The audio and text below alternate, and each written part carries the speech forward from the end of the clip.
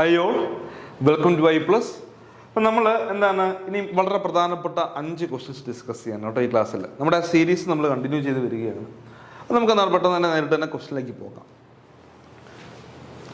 ഒരു ചോദ്യമാണ്, maintenance of books and accounts by society is as per which rule of the KCS rule.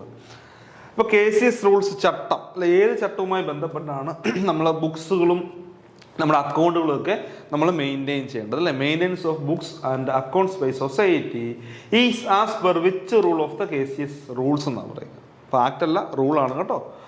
Option എയിൽ പറയുന്നത് rule 29, option ബിയിൽ പറയുന്നത് rule 44, option സിയിൽ പറയുന്നത് റൂള് 36 ആൻഡ് ഓപ്ഷൻ ഡിയിൽ പറയുന്ന റൂള് 64. അപ്പോൾ ഏത് ചട്ടം പ്രകാരമാണ് സംഘത്തിലെ ബുക്സും അക്കൗണ്ട്സും ഒക്കെ എന്ത് ചെയ്യണം, നമ്മൾ മെയിൻറ്റെയിൻ ചെയ്യുക അല്ലേ?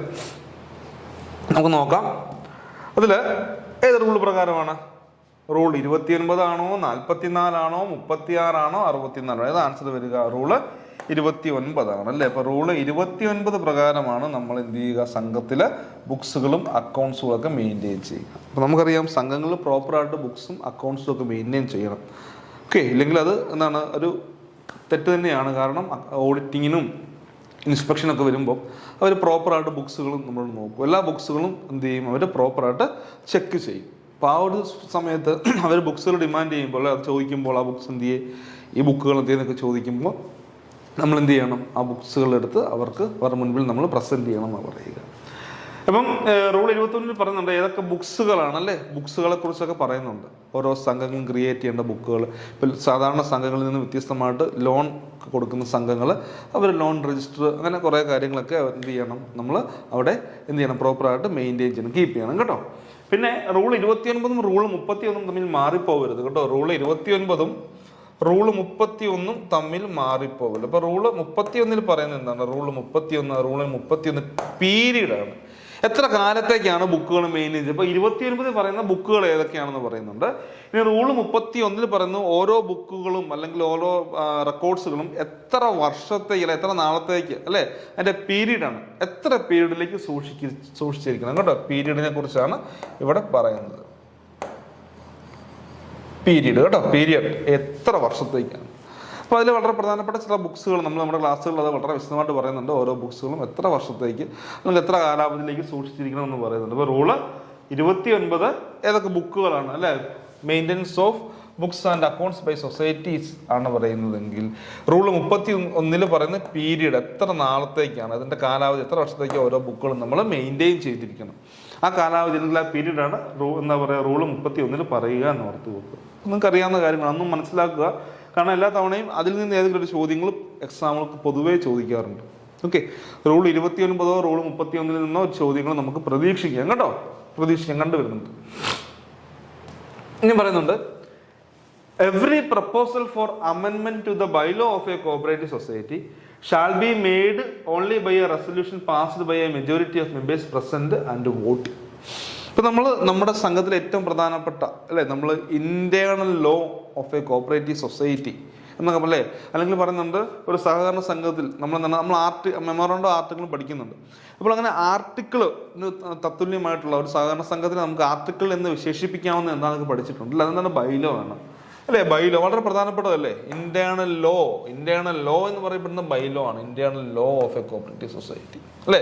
അതൊക്കെ ഒന്ന് ഓർത്താണ് കേട്ടോ. ഒരുപാട് തവണ അങ്ങനത്തെ ആ വിശേഷണങ്ങൾ ചോദിക്കുന്നുണ്ട്. Internal law of a cooperative society, internal law എന്ന് പറയുന്നത് ബൈലോ ആണെന്ന് ഓർത്ത് വെക്കുക. ഇന്റേണൽ ലോ എന്ന് പറയുന്നത് ബൈലോ ആണെന്ന് ഓർത്ത് വെക്കുക. ഇന്റേണൽ ലോ ബൈലോ ആണ്. പിന്നെ നമുക്കെന്ന് പറയാം, ആർട്ടിക്കിൾ ഓഫ് അസോസിയേഷൻ തത്തുല്യം അല്ലേ, അതിന് തത്തുല്യമായിട്ടുള്ളതും ബൈലോ ആണെന്ന് ഓർത്ത് വെക്കുക. ബൈലോ. അപ്പൊ എന്താണ് ഇത് പറയുക? ബൈലോ എന്ന് പറയുന്നത് നമ്മൾ പ്രോപ്പറായിട്ട് നമ്മൾ എന്താണ് നമ്മുടെ KCS ആക്ടിലും റൂളൊക്കെ പറഞ്ഞത് എന്താ പറയുക? Registered bylaw. Bylaw means the registered bylaw of a cooperative society. Bylaw എന്നുകൊണ്ട് അർത്ഥമാക്കുന്നത് രജിസ്റ്റേർഡ് ബൈലോ എന്നല്ലേ പറയും. അപ്പം ആരാണ് ബൈലോ രജിസ്റ്റർ ചെയ്ത് തരുന്നത്? ബൈലോ രജിസ്റ്റർ ചെയ്ത് തരുന്നത് ആര് തന്നെയാണ്? രജിസ്ട്രാർ തന്നെയാണ് കേട്ടോ. രജിസ്ട്രാർ തന്നെയാണ് ബൈലോ രജിസ്റ്റർ ചെയ്ത് തരുന്നതെന്ന് ഓർത്ത് വെക്കുക. അതവിടെ നിൽക്കട്ടെ. നമുക്ക് ഇടയ്ക്കിടയ്ക്ക് നമ്മൾ ബൈലോകൾ ഭേദഗതി ചെയ്യും അല്ലേ. ബൈലോ നമ്മൾ അമെൻഡ് ചെയ്യും. ബൈലോ നമ്മുടെ ഉപനിബന്ധന കേട്ടോ, അതിന് മലയാളം കൂടെ ഓർത്ത് വെച്ചേക്കുക. ബൈലോ ഉപനിബന്ധന കേട്ടോ, ഉപനിബന്ധന എന്ന് പറയും. ഓക്കെ, അതായത് നമ്മുടെ ഉള്ളിലെ കാര്യങ്ങളൊക്കെ എങ്ങനെയാണ് നടത്തേണ്ടതെന്നുള്ളത്. ഇപ്പൊ internal law of a cooperative society bylaw ആണെങ്കിൽ എക്സ്റ്റേണൽ ലോ എന്നറിയപ്പെടുന്ന എന്താ മക്കളെ? അതൊരു ചോദ്യമല്ലേ. ഇന്റേണൽ ലോ എന്നറിയപ്പെടുന്ന ബൈലോ ആണെങ്കിൽ എക്സ്റ്റേണൽ ലോ എന്നറിയപ്പെടുന്നത് എന്താണ് മക്കളെ? എക്സ്റ്റേണൽ ലോ എന്നറിയപ്പെടുന്നത് ആക്ട് ആൻഡ് റൂൾസ് ആണ്. എക്സ്റ്റേണൽ ലോ എന്നറിയപ്പെടുന്നത് ആക്ട് ആൻഡ് റൂൾസ് ആണ്. അപ്പം internal law bylaw, external rule, act rule. ഇപ്പം നമ്മൾ ചില കാര്യങ്ങളൊക്കെ ബൈലോ ആകുമ്പോൾ പേര്, സംഘത്തിന്റെ പേര് മാറ്റാൻ, ലൈബിലിറ്റി, ഇപ്പം അതിന്റെ ആവശ്യം വരുന്നില്ല. കാരണം കേരളത്തിലെ എല്ലാ സംഘങ്ങളും ഇപ്പം എന്താണ് ലിമിറ്റഡ് ആയി നമ്മൾ പറയുകയാണ്. നമ്മൾ നമ്മുടെ സെക്ഷൻ പ്രകാരം പഠിക്കാറില്ല എന്താണ് പേര് മാറ്റണമെന്നുണ്ടെങ്കിൽ, അല്ലെങ്കിൽ എന്താ ലൈബിലിറ്റി ചേഞ്ച് ചെയ്യണമെന്നുണ്ടെങ്കിൽ, അങ്ങനെ എന്ത് കാര്യങ്ങൾക്കും നമ്മൾ ബൈലോ ഭേദഗതി ചെയ്യും അല്ലേ. ഇപ്പം ഇവിടെ പറയുന്നുണ്ട് അങ്ങനെ ഒരു ബൈലോ നമുക്ക്, അല്ലെങ്കിൽ നമ്മുടെ ഉപനിബന്ധന നമുക്ക് ഭേദഗതി ചെയ്യണമെന്നുണ്ടെങ്കിൽ അത് ഒരു പ്രമേയം നമ്മൾ ജനറൽ ബോഡിയിൽ അവതരിപ്പിക്കുകയാണ്. അങ്ങനെ ആ പ്രമേയം എത്ര മജോറിറ്റിയിൽ പാസ്സായെങ്കിൽ മാത്രമേ നമുക്ക് ബൈലോ അമെൻഡ് ചെയ്യാൻ പറ്റുകയുള്ളൂ എന്നാണ് പറയുന്നുണ്ട്. Every proposal for amendment to the bylaw of a cooperative society shall be made only by a resolution passed by a majority of members present and voting. ഇപ്പൊ നമ്മൾ നേരത്തെ പറഞ്ഞിട്ടുണ്ട്, ഒരു സംഘത്തിന്റെ ബൈലോ അമെൻഡ് ചെയ്യണമെങ്കിൽ ആൾക്ക് മാത്രമേ പറ്റുകയുള്ളൂ? ജനറൽ ബോഡിക്ക് മാത്രമേ പറ്റുകയുള്ളൂ കേട്ടോ. ഓൺലി ജനറൽ ബോഡിക്ക് മാത്രമേ എന്ത് ചെയ്യാൻ പറ്റുകയുള്ളൂ? ബൈലോ അമെൻഡ് ചെയ്യാൻ പറ്റുകയുള്ളൂ. വേറെ ആർക്കും അതിനുള്ള അധികാരമില്ല. ജനറൽ ബോഡിക്ക് മാത്രമേ എന്ത് ചെയ്യാൻ പറ്റുള്ളൂ? ബൈലോ അമെൻഡ് ചെയ്യാൻ പറ്റുള്ളൂ. റെപ്രസെന്റേറ്റീവ് ജനറൽ ബോഡിക്കും പറ്റില്ല. റെപ്രസെന്റേറ്റീവ് ജനറൽ ബോഡിക്ക് രണ്ട് കാര്യങ്ങളുള്ള അധികാരമില്ല. ഒന്ന് ബൈലോ അമെൻഡ്മെന്റും പിന്നെ ഇലക്ഷൻ വോട്ടും. അപ്പം അവയൊഴികെയുള്ള മറ്റു കാര്യങ്ങളൊക്കെ റെപ്രസെന്റേറ്റീവ് ജനറൽ ബോഡിക്കാണ്. അപ്പോൾ നമ്മളിപ്പോഴും ഓർത്ത് നോക്കണം, ഒരു സംഘത്തിന്റെ ബൈലോ അമെൻഡ് ചെയ്യാനുള്ള അധികാരം ജനറൽ ബോഡിക്ക്, അതിന്റെ പൊതുയോഗത്തിന് മാത്രമേ ഉള്ളൂ എന്ന് ഓർത്ത് വെക്കുക. ഇവിടെ നോക്കിയേ, എന്താ പറയുക? എവരി പ്രപ്പോസൽ ഫോർ അമെൻമെന്റ് ടു ദ ബൈലോ അമെൻഡ് ചെയ്യണമെങ്കിൽ നമുക്ക് എത്രത്തോളം മജോറിറ്റി അല്ലേ, നമ്മുടെ ജനറൽ ബോഡി എത്രത്തോളം മജോറിറ്റി വേണമെന്നാണ് പറയുക. എത്രത്തോളം വേണം? 1/3 ആണോ? അല്ല, 2/3, 1/2, 3/4. അതാ വരിക 2/3 ആണ് കേട്ടോ. 2/3 മജോറിറ്റി എങ്കിലും വേണം കേട്ടോ. 2/3, 2/3 മജോറിറ്റി ഉണ്ടായിരിക്കണം എന്ന് ഓർത്ത് നോക്കുക. അപ്പൊ ക്ലിയർ ആണെന്ന് ഞാൻ വിചാരിക്കുന്നു. നമുക്ക് അടുത്ത ചോദ്യത്തിലേക്ക് പോയല്ലോ. In a cooperative society dash is not allowed ആണ് അല്ലേ? എന്താ സഹകരണ സംഘത്തിന് എന്ത് അലൗഡ് അല്ല? ഏതാണ് option A? Meeting, proxy, voting, audit. ഏതാണ്? പ്രോക്സി പറ്റില്ല. ഇത് വോട്ടിങ്ങുമായിട്ട് ബന്ധപ്പെട്ട കാര്യമാണ്. നമുക്ക് ഒരാളെ പകരമായിട്ട് വോട്ട് ചെയ്യാൻ പറഞ്ഞു വിടാൻ പറ്റില്ല. നമ്മൾ നേരിട്ട് തന്നെ വേണം. പ്രോക്സി, ഒരാൾക്ക് പകരമായിട്ട് മറ്റേ ആൾക്ക് പോയി വോട്ട് ചെയ്യാൻ പറ്റില്ല. ഇപ്പൊ എന്ത് പറ്റില്ല? Proxy in a cooperative society dash is not allowed. അത് വോട്ടിങ്ങുമായിട്ട് ബന്ധപ്പെട്ട ഒരു ചോദ്യമാണ് കേട്ടോ. വോട്ടിങ്ങുമായിട്ട് ബന്ധപ്പെട്ട ഒരു ചോദ്യമാണ് വോട്ടിംഗ്. ഓക്കെ, അപ്പൊ പ്രോക്സി അനുവദനീയമല്ല എന്ന് ഓർത്ത് കേട്ടോ. സഹകരണ സംഘങ്ങളിൽ പ്രോക്സി അനുവദനീയമല്ല.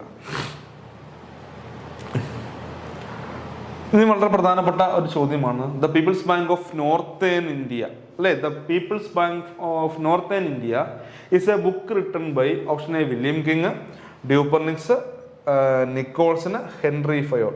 ആരാണ് എഴുതിയിരിക്കുന്നത്? ഓപ്ഷൻ നോക്കിയ people's bank of northern India.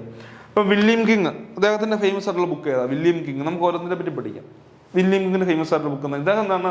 Father of cooperative education in the world എന്നറിയപ്പെടുന്ന ആരാണ്? വില്യം കിങ് അല്ലേ? ഇതാണ് നോക്കി. എന്താണ്? Father of cooperative education in the world. ലോകത്തിലെ തന്നെ സഹകരണ വിദ്യാഭ്യാസത്തിന്റെ പിതാവ്. ഫാദർ ഓഫ് കോപ്പറേറ്റീവ് എഡ്യൂക്കേഷൻ അല്ലേ? സഹകരണ വിദ്യാഭ്യാസത്തിന്റെ പിതാവ് എന്നറിയപ്പെടുന്ന ഫാദർ ഓഫ് കോപ്പറേറ്റീവ് എഡ്യൂക്കേഷൻ എന്നറിയപ്പെടുന്നത് വില്യം കിങ് ആണ്. പിന്നെ അദ്ദേഹത്തിന്റെ ഫേമസ് ബുക്കാണ് കോപ്പറേറ്റർ അല്ലേ? അദ്ദേഹത്തിന്റെ വളരെ ഫേമസ് ആയിട്ടുള്ള ഒരു ബുക്കാണ് കോപ്പറേറ്റർ എന്ന് ഓർത്തു. കോപ്പറേറ്റർ എന്ന് പറയുന്ന ബുക്ക് വളരെ ഫേമസ് ആയിട്ടുള്ളതാണ്. അപ്പൊ വില്യം കിങ്ങിന് പറയുന്നുണ്ട്. നമുക്ക് നോക്കാം കേട്ടോ. അടുത്തത് പറയുന്നുണ്ട് ഡ്യൂപ്പർനിക്സ് അല്ലേ? ഇതിന്റെ ആൻസർ ഏതാ വരിക?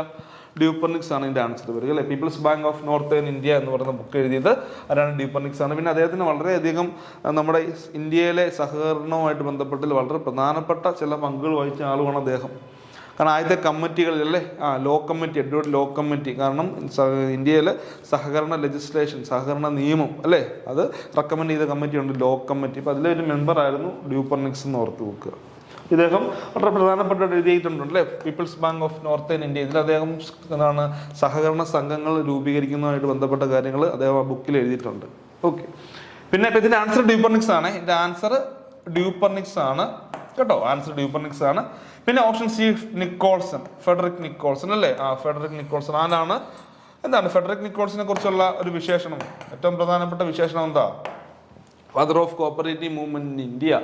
ഇന്ത്യയിലെ സഹകരണ പ്രസ്ഥാനത്തിന്റെ പിതാവ് എന്നറിയപ്പെടുന്നത് നിക്കോളസ് എന്നാണ്. ഇതാണ് father of cooperative movement in India കേട്ടോ. ഇന്ത്യയിലെ സഹകരണ പ്രസ്ഥാനത്തിന്റെ പിതാവാണ് father of cooperative movement in India. ഇന്ത്യയിലെ സഹകരണ പ്രസ്ഥാനത്തിന്റെ പിതാവാണ്.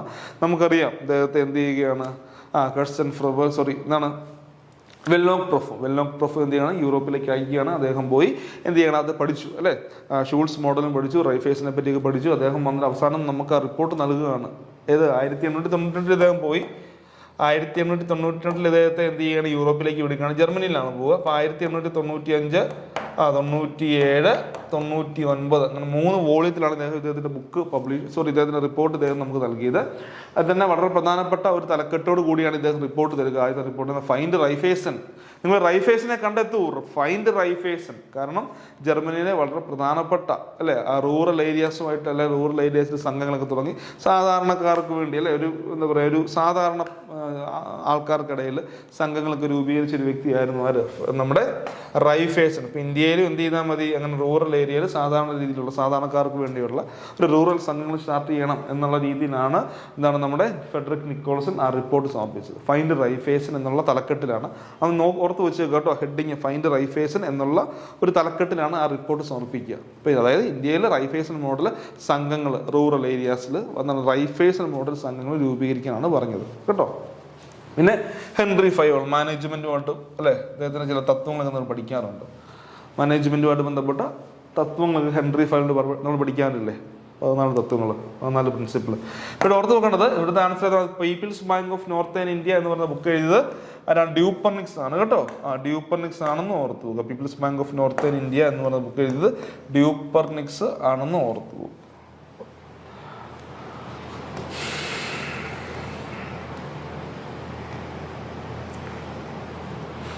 നമ്മൾ ഓൾറെഡി പറഞ്ഞൊരു ക്വസ്റ്റ്യൻ തന്നെയാണ്, എങ്കിലും നമ്മൾ നേരത്തെ റെപ്രസെൻറ്റേറ്റീവ് ജനറൽ ബോർഡ് കാര്യങ്ങളൊക്കെയാണ് നമ്മൾ പ്രീവിയസ് ക്ലാസ്സിൽ പറഞ്ഞത്. ഇനി പറയുന്ന final authority of the society shall vest. ഇപ്പോൾ ഒരു സംഘത്തിന്റെ പരമാധികാരം ആരിൽ നിക്ഷിപ്തമായിരിക്കുന്നു? Final authority of the society shall be vest in option A managing committee, option B executive committee, option C general body and option D representative general body. അപ്പോൾ ആരുടെ കൈവശമാണ് final authority? ഒരു സംഘത്തിന്റെ പരമാധികാരം ഇരിക്കുന്നത് option A managing committee, option B executive committee, option C general body and option D representative general body. ആരുടെ കൈവശമാണ് മക്കളെ? General ബോഡിയാണ് അല്ലേ. സംഘത്തിന്റെ പരമാധികാരം ജനറൽ ബോഡിയാണ്. റെപ്രസെൻറ്റേറ്റീവ് ജനറൽ ബോഡിയെ പറ്റി നമ്മൾ പഠിച്ചിട്ടുണ്ട്. 27 പ്രകാരം പറയുകയാണ് final authority of a cooperative society shall be vest in general body of the society. ഇനി 27 റെപ്രസെൻറ്റേറ്റീവ് ജനറൽ ബോഡിയെ കുറിച്ചും പറയുന്നുണ്ടെന്ന് ഓർത്തു. പ്രാതിനിധ്യ പൊതുയോഗം. അപ്പം ഒരു ജനറൽ ബോർഡ് എല്ലാ അധികാരങ്ങളും 2 അധികാരങ്ങൾ ഒഴികെ ഒരു ജനറൽ ബോർഡ് എല്ലാ അധികാരവും റെപ്രസെൻറ്റേറ്റീവ് ജനറൽ ബോഡിക്കുണ്ട്. ആ 2 അധികാരങ്ങൾ ഇലക്ഷനും പിന്നെന്താണ് ആ കമ്മിറ്റിയിലേക്കുള്ള ഇലക്ഷനും പിന്നെ ബൈലോ അമെൻമെന്റും. ഈ 2 അധികാരങ്ങൾ ഒഴികെ ബാക്കി ജനറൽ ബോർഡ് എല്ലാ അധികാരവും ആർക്കുണ്ട്? റെപ്രസെൻറ്റേറ്റീവ് ജനറൽ ബോഡിക്കുണ്ടെന്ന് ഓർത്ത് വെക്കുക. പക്ഷെ ഇവിടെ പഠിക്കുന്നത് final authority of A society shall west in general body എന്ന് ഓർത്ത് വെക്കുക. സംഘത്തിന്റെ പൊതുയോഗത്തിനാണ് അതിന്റെ ഫൈനൽ അതോറിറ്റി, പരമാധികാരം അതാണ് കറക്റ്റാണ് കേട്ടോ. പരമമായ അധികാരം അല്ലെ പരമാധികാരം. അപ്പോൾ നമ്മൾ എന്ത് ചെയ്യണം, 5 ക്വസ്റ്റ്യൻ നമ്മുടെ സീരീസിലെ വളരെ പ്രധാനപ്പെട്ട 5 ചോദ്യങ്ങൾ നമ്മൾ അതുമായിട്ട് ബന്ധപ്പെട്ട ഫാക്റ്റുകളും നമ്മൾ ഈ ക്ലാസ്സിൽ ഡിസ്കസ് ചെയ്യും. അപ്പോൾ നമുക്ക് പുതിയൊരു ക്ലാസ്സിൽ അടുത്തൊരു സീരീസുമായിട്ട് നമുക്ക് കാണാം. Okay, thank you.